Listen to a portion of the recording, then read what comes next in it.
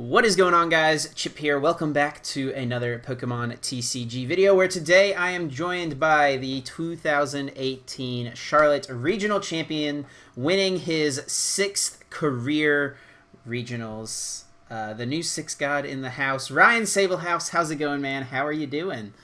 I'm doing pretty good, especially after that great introduction. I like hearing Six God. Six god. Yes. Well, congratulations, man. Very, very well deserved. How's it feeling? I mean, it's sixth of your career, but also second this season. Pretty great season for you so far. Yeah, it's definitely been a good season, and it feels good. Now I just gotta win one more, catch up to Pram. Yep.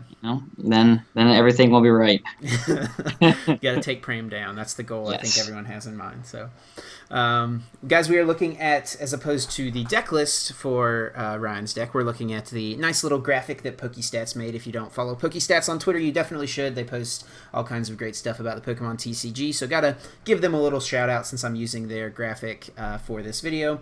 Ryan's list is not public yet, so keeping that under wraps. There's Portland Regionals coming up this weekend, so it is understandable if people are wanting to keep it under wraps. But and you are not going to be going to Portland, as we just discussed, unfortunately. It's very expensive. And to be fair, guys, I want to let you know, Chip did try to get the list, okay? He did ask very politely if he could use it, and I had to tell him that some of my teammates might be playing it, so I can't put it out just yet, even though I'm not going, but that's because flights are like $800, which is ridiculous. Portland. Yes.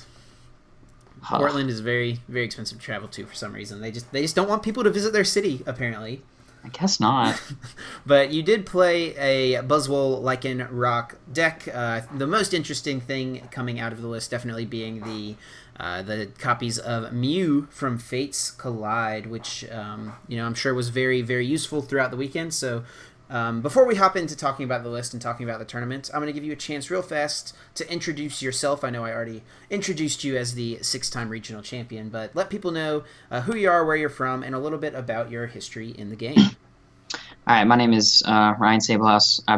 Right now I'm playing out of South Carolina. I've been here for quite a long time, so people kind of know me around this area. I used to play in Florida a lot. Like like Chip said, I have 6 regional championship wins now. I've been having a pretty good season this year, so that's definitely been going well. I've been playing the game for probably about 10 years, maybe longer. Me and my brother have been playing for a long time. Everyone kind of knows the name Sabelhaus, whether it's from us playing or now whether it's my brother commentating. So, yeah. Been around for a while, for sure. I believe I actually just interviewed Kyle right before this, so I'm getting a little bit of a Sabelhaus sandwich here, being put in the middle of these two guys. But Kyle said you guys started playing in 2004, so that makes it 14 years now at this point, actually. There you go. See, he knows. Kyle keeps up with these things, apparently. That's why you interview him first, That's why. And speaking of which, I did interview Kyle first, and he had a question for you and wanted me to ask this, so we're gonna ask real fast. He said that you knew his deck that he was going to be playing for the tournament, and you guys played the Mew from Fates Collide, and so he really wanted to know why you didn't give him the heads up and tell him to change his Ralts from the Psychic Ralts to the Fairy Ralts, because he said that was not fun going against Buzzwoles with Mews that could just Jet Punch and kill his Ralts. Well, you see, to be honest, the funniest thing about that is I did not even think of that. I didn't even think that like Ralts had psychic weakness until I got into the tournament, and then like I saw like Gardevoir, they played on like a psychic Ralts, and I was like, ooh, Jet Punch for knockout. Yes. So there you go, Kyle. You get your answer. No foul intent here, apparently. So, and one more thing I do want to ask you about before we hop into the list and talk about your tournament. Coming out Monday after the tournament, there was a little bit of controversy in the. I wouldn't even really call it controversy. There was just a little bit of pot stirring going along around. This Monday, there was an issue on stream where you almost attached a second energy on your turn, and I just want to give you a chance to talk about that situation for anyone who may not be aware of it. Let them know what happened, what the conversation was like at the table, and anything like that. So, Yeah. So basically, as a good background to it, Chip can agree to all of this. At Charlotte Regionals, we got out of the first day probably at like 12:30 p.m., like past midnight. And it was a ridiculously long event. We started at 8 a.m., so it lasted literally like the full day. And then we had to come back at 7 the next morning, like 7:30ish. So everyone was very exhausted. People were making misplays, mistakes left and right. And, it was like a team effort. Opponents were helping, calling out stuff, making sure everyone was doing it. I personally saw many pro players that are at the top 16. I saw one of them double evolve on the same turn that would have gave them the game because they're just tired. I saw other ones. I saw one attach 2 energies. I saw another one where a person played double supporters and got game losses. It was kind of a mess. Everyone was exhausted.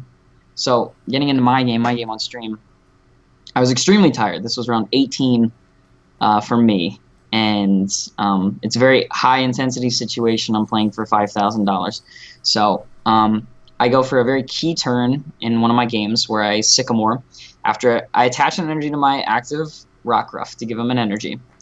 So he has 2 energies. Now all I need to do is hit a Lycanroc. If I hit the Lycanroc, I'm in a very prime position to win the game. It's basically sealed up. That's the first game of the best of 3. So it's huge. It gives me a big advantage. I only need to win one more, and then I'm regional champion.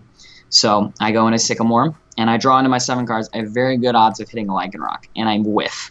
And so I get very flustered, and at this point, I remember I actually turned red. I was like, oh my god, this sucks.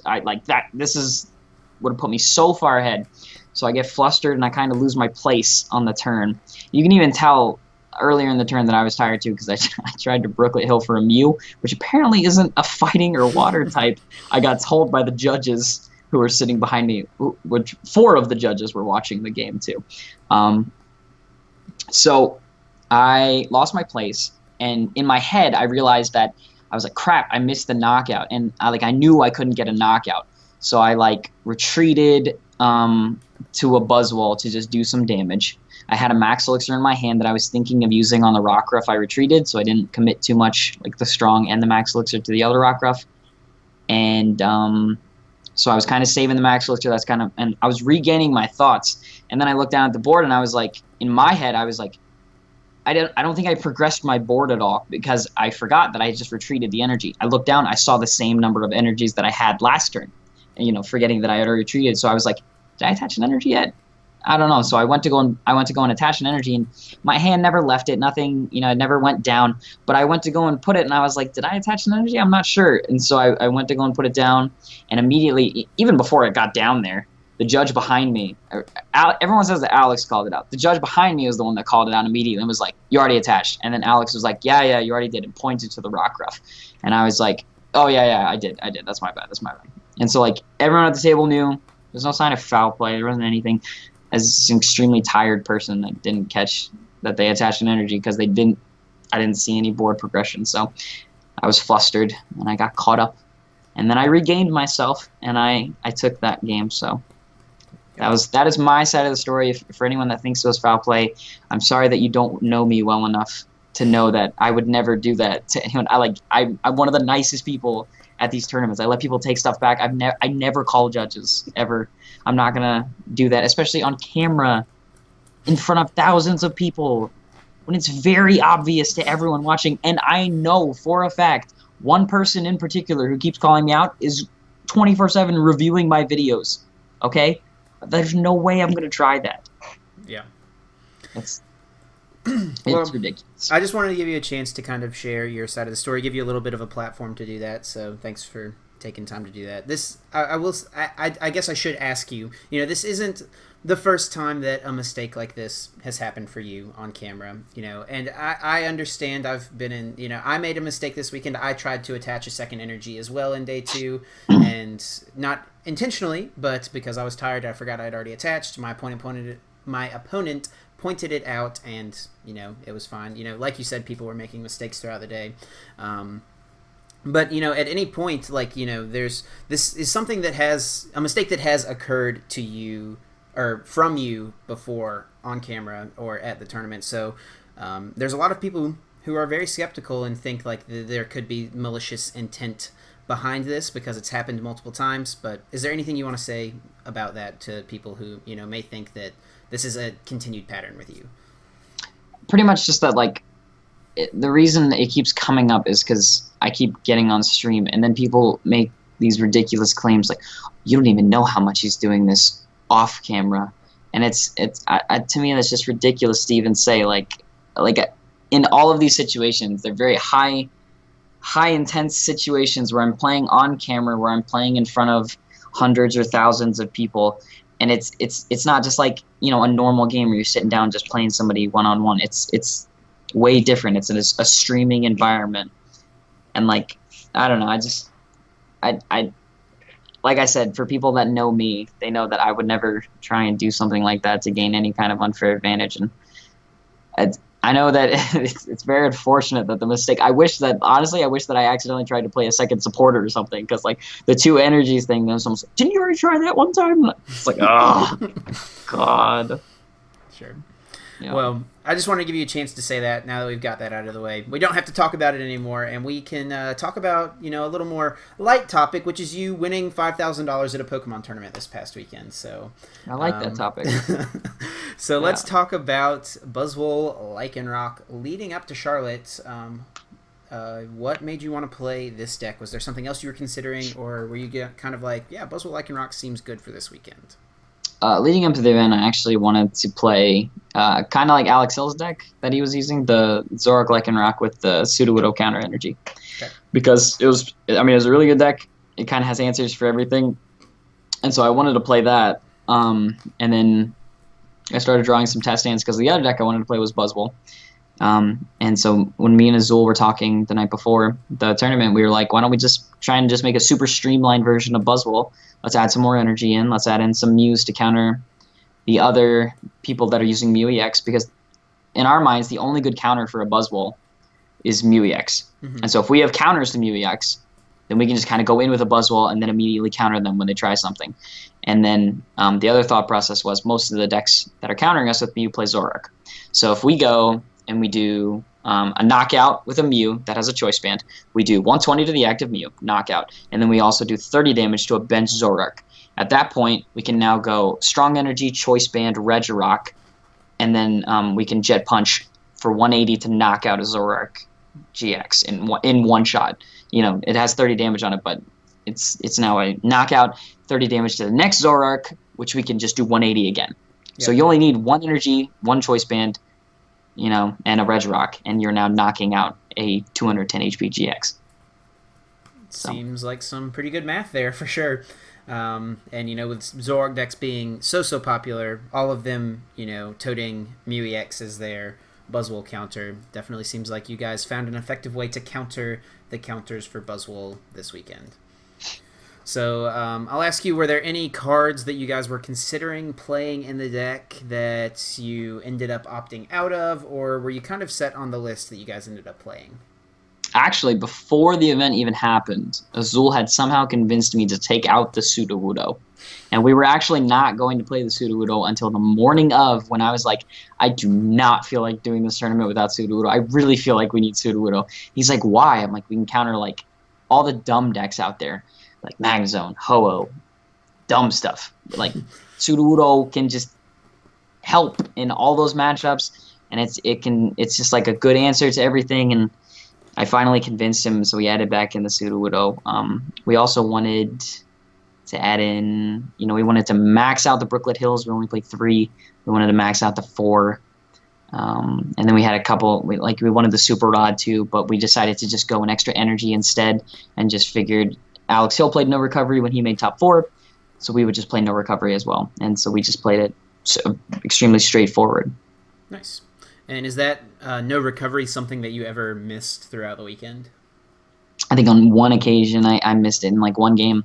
I unfortunately abyssal-handed when I knew I was going to Sycamore, and like I had a feeling I shouldn't, and then I drew into both of my Lycanrocs and then had to Sycamore them away. And I was like, oh, this Rockruff is only here for corner. Unfortunate. Well, we'll talk about corner at some point in this video because it was very key to your finals victory. We'll get to that momentarily. But before we get there, I do want to ask you about your Swiss rounds throughout the tournament. What did day 1 of Charlotte Regionals look like for you? Yes. Okay. We took the last 10 minutes preparing this, everyone. Don't worry. I have written them all down. I played against round 1. I played against Buzzgarb with Carbink, and I actually won on turn 3 of time in that one. So I thought it was going to be a terrible start to my day because I knew I was going to win, but I thought I was going to have to tie. And then my opponent did a little bit of a strange play. He retreated and knocked out my Buzzwole, which was like a big threat. But if he had kept it on the bench, he would have forced me to find a Guzma.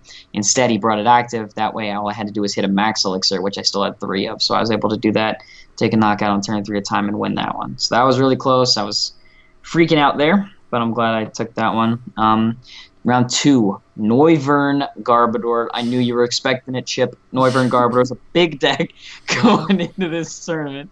No, it was actually it was very funny to see. He hated Zoroark so much. He played 4 parallel. He played a heavy Garbodor line, and he played Noivern so that you couldn't Field Blower. He hated Zoroark decks, and I think that's how he was 1-0. Is he just took down a Zoroark deck and just grinded him into the dust.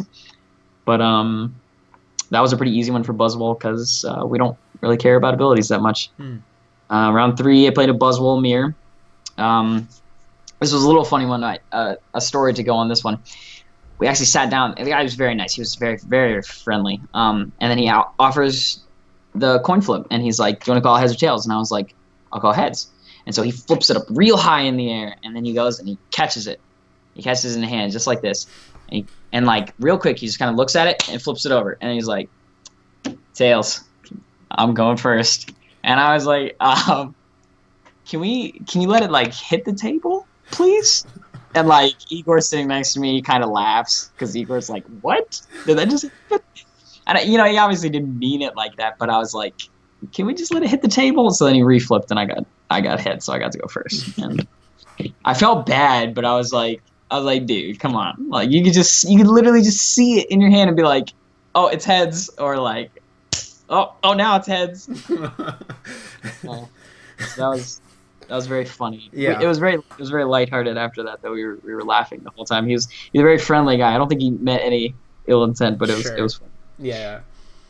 So ended up being the Buzzwole Mirror. I was 3-0 at that point.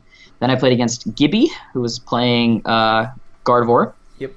And there was one crucial turn where I Guzma'd up, I think it was in game 2, I Guzma'd up his Octillery that had a Float Stone, and I cornered it to stall for a turn.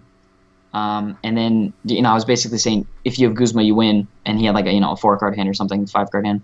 And he didn't have the Guzma. So instead of Sycamoring and looking for it, he just kind of passed a turn. So then I drew, and I cornered him again. And so then he Sycamored to go and find the Guzma because he was like, okay, this is getting annoying. And then I was able to just knock him out. And he was like, if I just Sycamore the turn before to look for Guzma, I would have won. But he didn't do that because he didn't think I was going to corner again. But as you can tell in my finals video, I have no problem with cornering you until I am ready. So I was able to take that one. Round 5, I played against Igor. We decided to just we kind of agreed before the tournament that we would just kind of determine a winner based off of we would just trade off kind of what was going on. And since Igor didn't really make the deck or anything, Igor was like, "You know what, man, I'll just give you the win for that one." And so he conceded that round to me. So that was it's very good to get a free win in a regional championship. So that was a good one. So I was 5-0 at this point. And then I played against Edwin Lopez, who was playing the Mir. I think he actually played the Mew also. And I was able to take that one. So I was 6-0. Then the funny thing at that point, it got mismatched or something. I think the pairings got mismatched. And so they entered my win as a loss, put me in as a 5-1, threw me down to table 15 when I was still 6-0. And so then they told me to just go and play it out and just go play whoever was at table 15. And I was like, "Are you sure?" And they're like, yeah, just go play whoever's at table 15. We'll fix it after. And I was like, I don't think that's how it's supposed to go, because there's only one other 6-0, or like at that point it was like Joe. So like I knew I was going to play Greninja, and I kind of wanted to. I was like, I don't think that's how it's supposed to work. And then they were like, wait, we're going to do a deck check. So after like an hour or so of fixing it, or not, a repair, after an hour or so of fixing it, they finally repaired. So I got to play against Joe, and then I missed all my elixirs and lost. So I kind of wish I'd played that other guy. But then after that, I need one more win at this point just to make it in. So I played against Alex Hill. He kind of drew bad. Game 2, he started a Lele and just attached 4 energy to it, and then I eventually killed it. So that didn't go very well for him. Well, he did end up making it into day 2, so I guess it wasn't too bad. Yeah. And then I played Szymanski in the mirror. He hit all his elixirs. I went 2 for 8 on my elixirs, so he bopped me. So I went in 7-2. I think I was like 18th seed, 19th seed, something like that. So definitely, would have liked to have come away with a couple more match points, finishing at 8-1, winning the last round would have been a lot better, making it easier to get into top 8. But you take it, getting into day 2, by whatever means necessary. And as we'll hear later, you did end up getting your revenge on Mr. Szymanski. So yes. So you've made day 2 at a lot of regionals this year. Is there any sort of way that you tend to like celebrate getting into day 2, or is it at this point kind of just like, yeah, if I get into day 2, that's about what I expected to do? Honestly, we do kind of celebrate whenever we make it into day 2, but for this event we got out past midnight, so our celebration was me and my girlfriend drove to a gas station, picked up a horrible sandwich and a Coke, and went to our hotel room, ate it, and died. And then we woke up 5 hours later and went into the venue. So that's a heck of a celebration right there. So gas station sandwiches and Coke. Sounds like a party. So was there anything in the day 2 field, looking at the decks that made it in, was there anything that you were worried about playing against? I was a little worried about attacking Quad Hoopa, and I was also a little bit worried about Sylveon because I didn't really know the matchup that well. Mm-hmm. I felt confident in the mirrors, and I felt confident in pretty much every other matchup. I just did not want to play against attacking Quad Hoopa, because if I prize my Muse or something sketchy happen, like they knock out my Mew and the other one's prized or something, I can just lose, or I have to start wild kicking, and nobody wants to wild kick Chip. Nobody wants to wild kick. Nobody. All right, well, talk us through what day 2 looked like. What did you have round 10? Okay, so I ended up playing against a Magnezone deck. He actually sat down and he told me that he had a game loss, so we started game 2. He went first and he started as Zorua, so I took a knockout, did 30. He evolved into Zoroark. I got the Strong Energy Choice Band Regirock for a knockout and 30. At that point, I have 3 prizes up. He still doesn't have a Magnezone out. And so it ended shortly after that. It did not go very long because I still had a GX attack with Lycanroc. It wasn't going to go well. So I took that one. Then I played against Igor again, and my boy was very, very happy that he made it to day 2 because he did not have a deck going into the event, and he literally took the deck. He just took the deck, and so once again he was like, I'm just going to concede you again. You gave me this deck. You got me into day 2. I'm just going to concede you again. So this is now 2 concessions that I have had from my boy Igor. And at this point, Igor's also like, he was kind of pissed because he was like, why do I have to keep playing you? Why do they keep making me play you? I told you I would give you the win. Why do I have to keep playing you? And I was like, we could play it out. But he's like, no. So Igor, he is a very loyal friend. I love him. Then round 12, I played against Alex Szymanski. At this point, I need 2 more wins to make it into top 8, almost guaranteed. So I played against Szymanski. On stream, I played against Szymanski, and they were very clutch games. If you guys actually go watch those videos, I am not kidding when I say every time he ended me to 1 or 2 cards, I drew into literally the cards I needed to win. Every time. Mm-hmm. I didn't even Octillery for them. I just had them. And so he ended me to 2. I needed Lycanroc energy, and then he would pass, and I would just show him the cards. And then game 2, he's like, all right, now you need strong energy Guzma. And so then he ends me to 2, and then I just flip over strong energy Guzma. I was drawing very hot. My odds were good either way because I had Octillery and stuff. Yeah. But you should have just used Abyssal Hand, so that way Yeah, It made him feel better. it didn't make him feel as bad that he ended you into the perfect 2 cards, but I'm not gonna lie, hearing Connor and Canavez's reaction though was priceless. They both just started laughing as soon as I flipped over it in like game 3. Either's like, all right, he just needs the Guzman and energy, and then like Alex passed, I just flipped the cards, and you just hear him go, "Oh my god!" like freaked out. I was doing the same thing, but it was very funny. Yeah. So, at this point, I need one more win, basically. Yep. One more win and then an ID. So I played against Joe, who is the top seed, who has been destroying everyone in the room. He's already at 34 points. He's already made top 8. Mm-hmm. So he's basically just the gatekeeper and is choosing who makes it in. And so he's like looks at the pairings and he's like, huh, if I scoop to you, then that means that you'll go up to 34 points, and then we'll ID, so we'll be at the top of the bracket. You're the scariest matchup that I can face in there, and I really don't want to play against you in top 8 immediately. So I'm gonna scoop to you. And I was like, let's sign a slip. Sure. So, at this point, also very funny note, the judges called me over and was like, "Hey, what's going on with all these like concessions and stuff?" And I was like, they're all like a friend that borrowed the deck and is doing it on purpose, or in Joe's case, he's doing it strategically to avoid me in top 8, which was actually a good move, I think, on his part, because I really was the scariest matchup he could find, sure. Me or Szymanski. And so he did it to kind of push me up to the top of the bracket, so we'd be 1 and 2 when we play each other.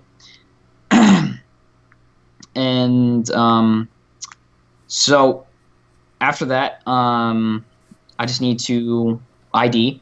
And of course, I hit the only matchup in the entire room that I did not want to face. The auto win, that is my brother, Kyle. He says it's a close matchup. That is the matchup that I want to see every time. Gardevoir, Zoroark. I love it. All my attackers are 1 energy. He has to have 5 in like a choice band to knock me out. The Guardy. If he even tries to go Zoroark, I'm ending his life. If he brings that Mew anywhere near me, I have 2 little babies that are going to take him out. He has no answers. None. There's none. Mm-hmm. And so I really wanted to see that matchup, but not at that time, because I want Kyle to make top 8. He's my brother.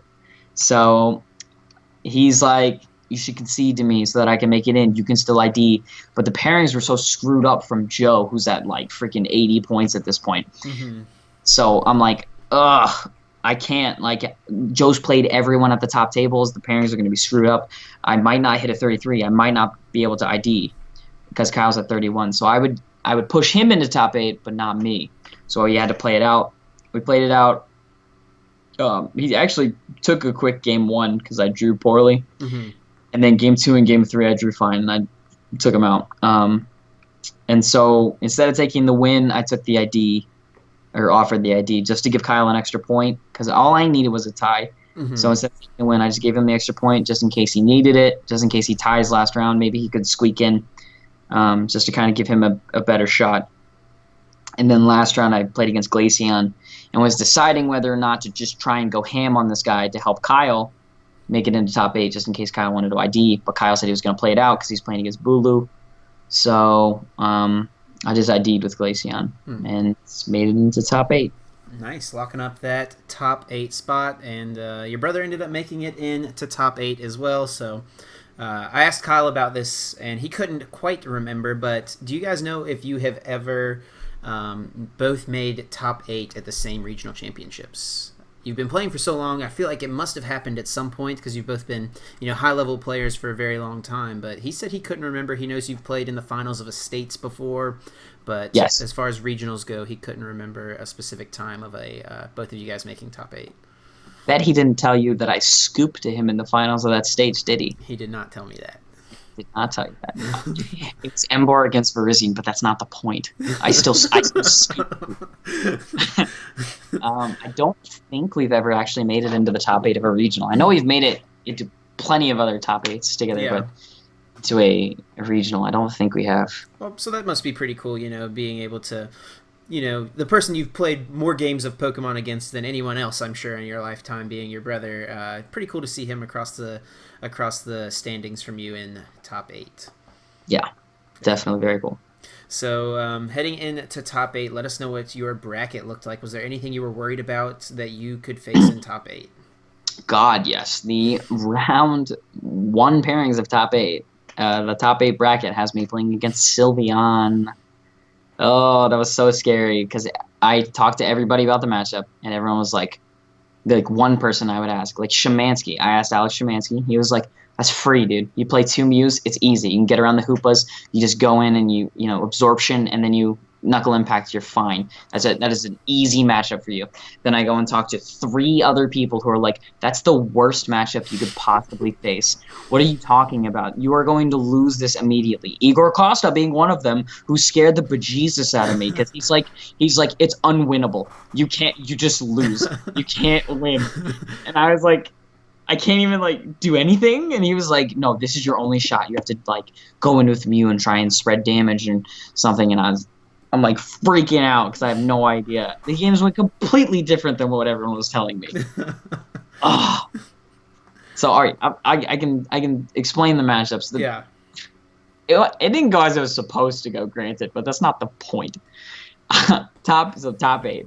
Game 1, he starts Ralts. I start Buzzwole. He attaches, or no, I go first. I attach an energy. I pass or something like.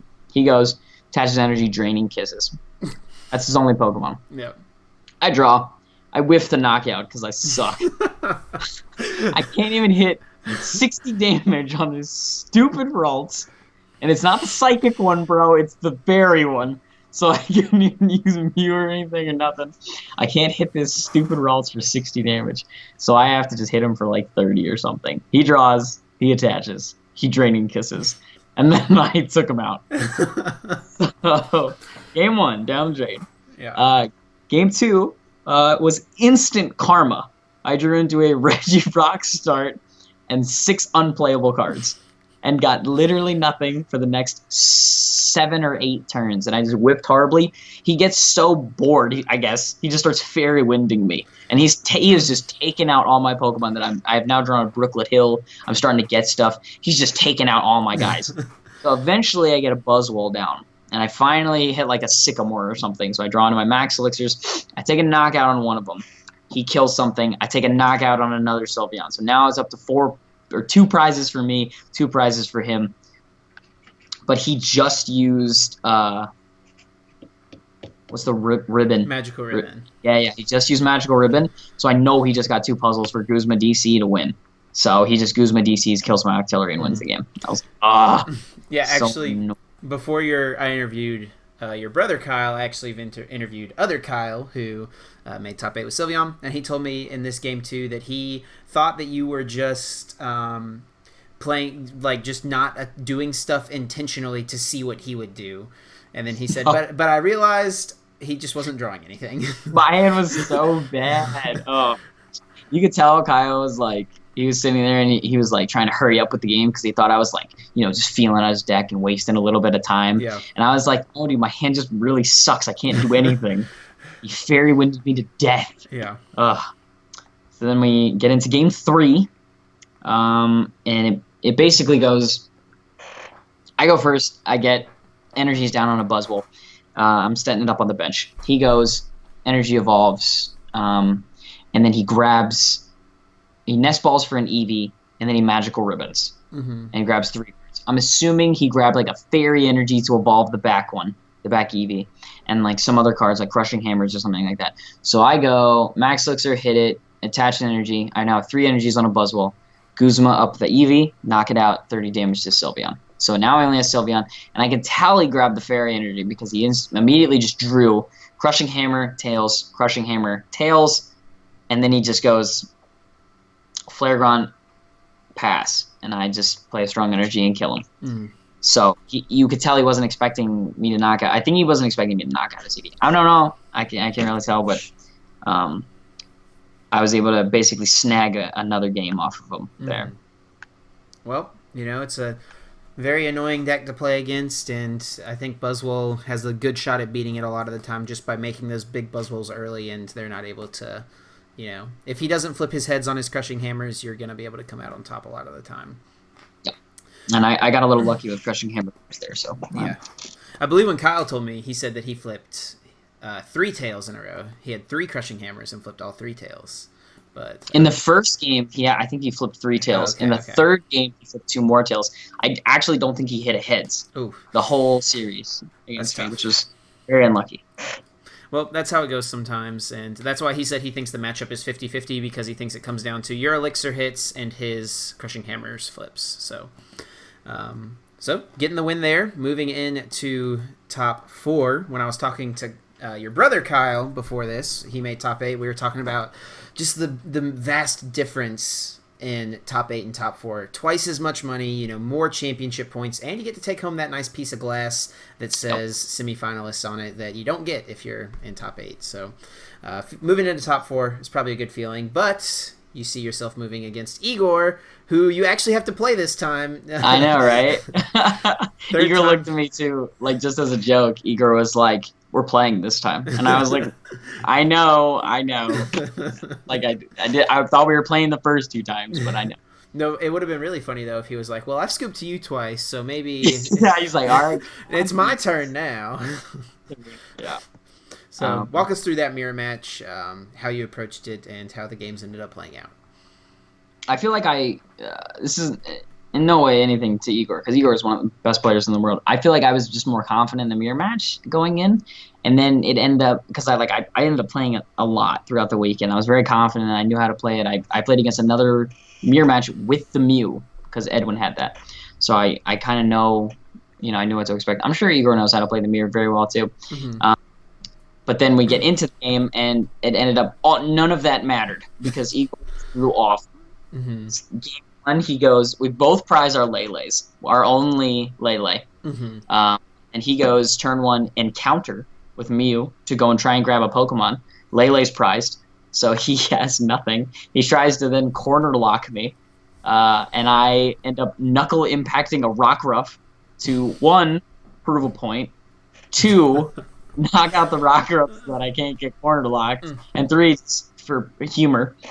So I ended up taking out the Rockruff.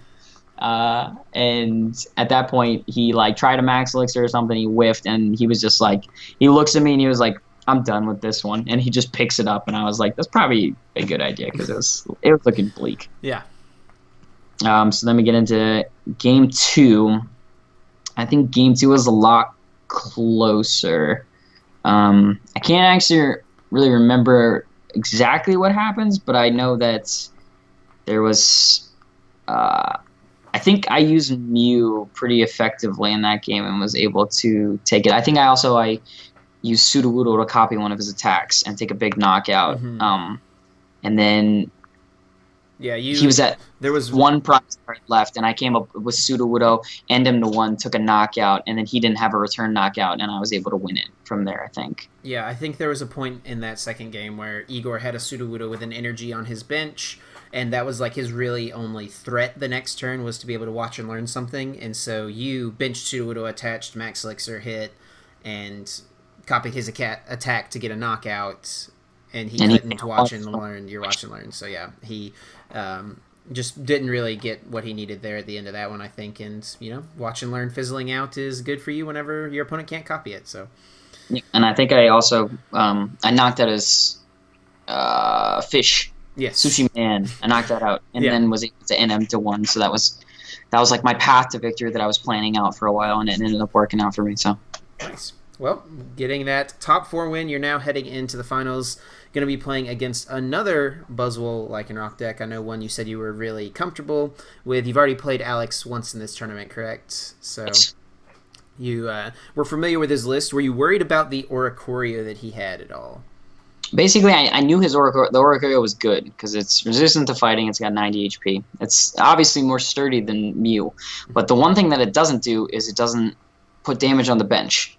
And honestly, I think that's why I think Mew is still better, because even though he was sitting there with an Oricorio, he was hitting me for like 60 or 120, and that's fine. He's hitting the active. That's kind of what I want him to do. While he's doing that, I'm putting 30 damage on his fish artillery. Yeah. And I'm setting it up so I can kill that and end him to a low number of cards. And I think in this game he actually attacked the Oricorio. He only hit for 60 damage one time. Yep. The first attack, which was, if you don't hit for 70 or more, my Buzzwole is safe. Yeah. It's not going to die to a Choice Band or a Oricorio or anything like that. He needs to go super hard at the Buzzwole. And since he only hit it for 60, I knew that I was going to get 2 more attacks with it. So I think at that point I Guzma'd up his Sudowoodo because I saw that was one of his biggest threats, and I wanted to kind of lock it in the active. I hit it for 50, 30 more to the fish. He goes, and he goes for a big play, kind of risky, energy switches to the bench and then ends and misses the Floatstone. So then I took a free knockout and killed the fish. So I got a double knockout. He goes, and at this point I think I just had the 2 Rockruffs on the bench with energies. I kind of had all my energy spread out. I think I had 4 Pokemon with 1 energy on it all, so I had plenty of options. Yeah. And at that point, I just needed to take a Knuckle Impact knockout. I needed to steal a prize with Mew, or I needed to use a Lycanroc GX attack, 2 of those 3, to just kill 2 more GXs. And I ended up doing that. I think I took the Lycanroc knockout, and then I ended up just stealing a prize with the Mew at the end to win it. And then we get into the infamous Game 2, which was one of the best played games that I have ever done in my life. It was very, very cool to watch. So I want to ask you, as you jump into this, when you looked at your opening hand and you saw Rockruff, were you already thinking corner in your head right there from the start? Not at all. Not at all. Okay. Nope. So Alex plays out his turn. You see him, getting energy down. You see him attach Floatstone to his active Pokemon, and he benches a Regirock EX. Is that the point where it's okay, maybe I should corner this guy? As soon as he benched the Regirock, I was like, he's really far ahead of me on board state, and I am going to have to Sycamore away 2 Guzma, 2 Strong Energy, and a Choice Band to go for a Floatstone or something, because I need to swing the board back to my position. So then I stop and I'm thinking about it, and I'm like, I think I have a turn to just Guzma and corner. So I was like, let's just do that. So I draw my card, and then I end up just Guzma, Strong Energy, Choice Band on my Rockruff, corner. And I lock the Regirock. I know his deck at this point. He has no outs. Yep. The Regirock is stuck there. If he doesn't attach to it, it's going to be stuck there for another turn. So he goes and he's like, Ryan's going to bench a Pokemon. I'll just keep setting up on the bench. So he just attaches to a Strong Energy. And at this point, he's actually stuck. He can't play another Pokemon on the bench, or I'm going to GX attack his Buzzwole. Yeah. So he can't do that. He can't put a Pokemon down. So he's kind of stuck. So he plays a supporter, draws into his cards. He draws into a whole bunch of basics, but he can't play them. Yeah. So he's like, crap, I'll pass. And I was like, all right, I got another turn to set up now. I can now corner again, and I can wait until I get the Lycanroc and maybe another damage enhancer. If I just keep Claw Slashing, he can't copy Claw Slash for a knockout because he doesn't have these damage enhancers. He doesn't have the Strongs, he doesn't have the Choice Bands on his Sudowoodo to copy my attack or something, Yeah. So he's not going to be able to knock me out. And if he even tries to use the Lycanroc GX attack, I don't have any bench Pokemon. So he can't knock me out except with the Buzzwole, which takes 3 energies. And I'm going to knock out his only Buzzwole. So I Sycamore, draw my cards. I draw into some basics, but I end up just going corner again and just waiting it out for another turn. So he goes and he's like, all right, I'm tired of this. I'm going to attach a Fighting Energy to my Regirock. And next turn, I'm assuming he was going to go for the Energy Switch knockout because he's like, all right, you know what, buddy? I'm getting tired of your corner. At any point through this, were you ever concerned of him being able to go Elixir, attach to the active, double Energy Switch, Bedrock Press? I honestly did not think of double E-Switch. That would have been awful if he actually... Because he only plays 2 E-Switch, so he would have had to hit a Max Elixir, double E-Switch. If he had hit that, that would have been crazy. But I didn't even think of it until you literally just said it right now. That would have been crazy. That it was a technical possibility. Yes, that could have. However unlikely, it could have happened. Mm-hmm. But it obviously did not. And walk us through what the rest of that game looked like. So at this point, I have a Rockruff with a Choice Band and 2 Strongs on it. All my attacks are now doing plus 70 damage. So I end up drawing for the turn. I think I have an Ultra Ball, so I grab the Lycan Rock, bring up the Buzzwole, which is the only threat. Now all he's going to have is a Tapu Lele and a Regirock. So I play a Fighting Energy. All I need to do is just hit a way to get Regirock or to go grab Regirock. I kind of reserve some resources, which I guess I could have gone all in and just double Ultra Ball to grab the Regirock, but I thought my odds were pretty good of hitting a Regirock, and I wanted to have some outs just in case. So I Cynthia'd to just go for 6. I hit the Brooklet Hill, grab Regirock, Claw Slash for knockout. He goes, okay, let's start setting up another Buzzwole. And then he needs to hit like double max elixirs to start knocking me out or doing anything. So he misses, and he has to just pass. I go draw, Guzma, knock out the Buzzwole that you just started powering up with Claw Slash. He's like, oh man, this is getting bad. So he's like, all right, let's grab another Buzzwole. Let's try this again. He whiffs the first max elixir, attaches an energy switches, ends me to 2 or something, and then I draw my cards. I don't have it this time. I don't just have games sitting there. So I actually have to play my hand down, Abyssal Hand for 4, and the 4th card is the Guzma for the game. So there's no better feeling in the world than hitting the exact card you need on the last draw of an Abyssal Hand. The $5,000 Guzma right there, bringing it in, bringing it home, getting you your 6th career regionals win. Congratulations, man, and I know it feels great. Thank you. So what are you sitting at championship point-wise? 10-20. 10-20. So where does that put you as far as the top 4 race goes? I believe it's 5th right now. I think I'm right below Joey, but I don't think points have been fully updated yet. So okay. I think I'm 5th. I have no idea. I just know I'm over 1,000, which is a good spot. Yeah, definitely. So definitely probably feeling pretty comfortable about staying in top 16 through the rest of the year. Winning 2 regionals in one season definitely adds a little bit of cushion between you and 16th place, I feel like. So yep. Congratulations, man. Very well deserved. Despite what anyone may say about any foul play, I know you're a good guy, and I know that this is a very well-deserved accomplishment. So congrats, buddy.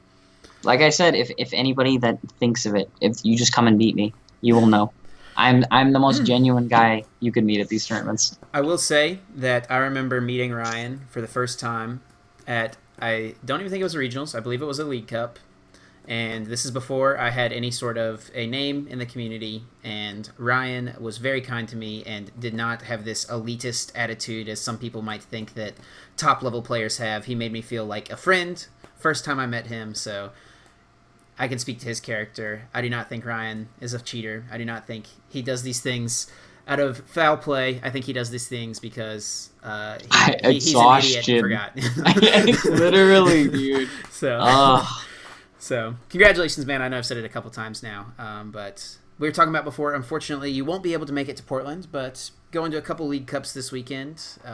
Is this a deck you think would be a good play for people, for them to consider for their League Cups this weekend or for Portland this coming weekend as well?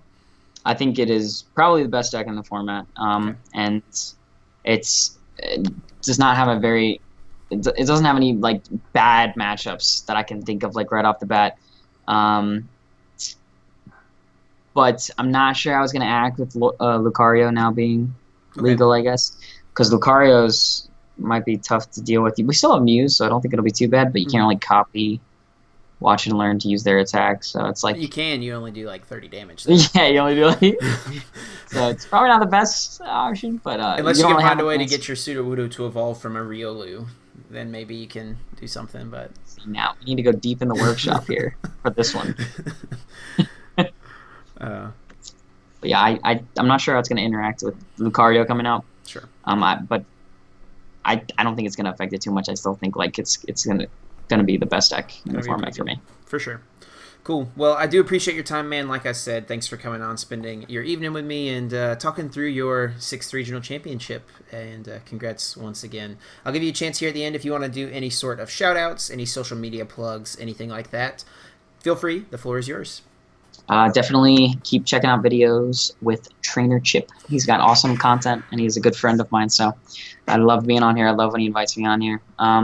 Check out my Twitter, Sabelhaus_TCG. You can check me out and follow my tweets there. I don't really tweet too much, but when I do tweet, it is quality content. Quality tweets. quality.